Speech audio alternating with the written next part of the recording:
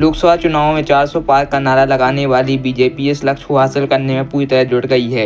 लेकिन इस बार इस लक्ष्य को हासिल कर पाना इतना आसान नहीं है, क्योंकि भारतीय जनता पार्टी कई राज्यों में अपने गठबंधन के साथियों की वजह से मुसीबत में है, तो कई राज्यों में गठबंधन न होने की वजह से मुसीबतों का सामना करना पड़ रहा है। आइए आपको बताते हैं कि भारतीय जनता पार्टी के 400 पार करने में कौन कौन से राज्यों में रोड़ा अटक रहा है।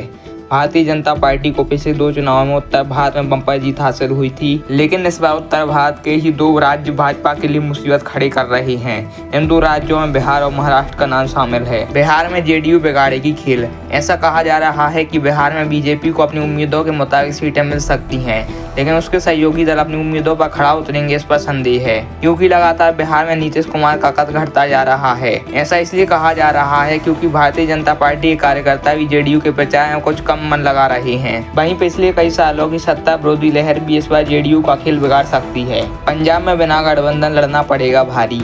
पंजाब में भारतीय जनता पार्टी अकेले लोकसभा चुनाव लड़ रही है। तमाम कोशिशों के बाद भी श्रोमणी अकाली दल एनडीए में शामिल नहीं हुआ। बता दें कि सितंबर 2020 में श्रोमणी अकाली दल ने कृषि कानून आंदोलन को लेकर एनडीए से अपना नाता तोड़ लिया था। 2019 के लोकसभा चुनाव में श्रोमणी अकाली दल और भाजपा ने मिलकर चुनाव लड़ा, लेकिन परिणाम अच्छे नहीं मिले। लेकिन इस बार श्रोमणी अकाली दल बीजेपी के साथ नहीं है, जिससे बीजेपी को जो फायदा हो सकता था वह भी नहीं हो पाएगा। एनसीपी अजीत और शिवसेना शिंदे में तकरार। महाराष्ट्र में भी भारतीय जनता पार्टी का गठबंधन भी काफी कमजोर नजर आ रहा है। बीजेपी की वजह से शिवसेना और एनसीपी दोनों में टूट हुई, लेकिन इसके बावजूद भी दोनों पार्टियां महाविकास अघाड़ी के दलों को टक्कर देने में नाकामयाब साबित होती दिख रही हैं। कई सीटों पर दोनों दलों के बीच सीटों पर विवाद देखने को मिला। साथ ही मराठा आरक्षण आंदोलन में बीजेपी की हार का बड़ा फैक्टर हो सकता है।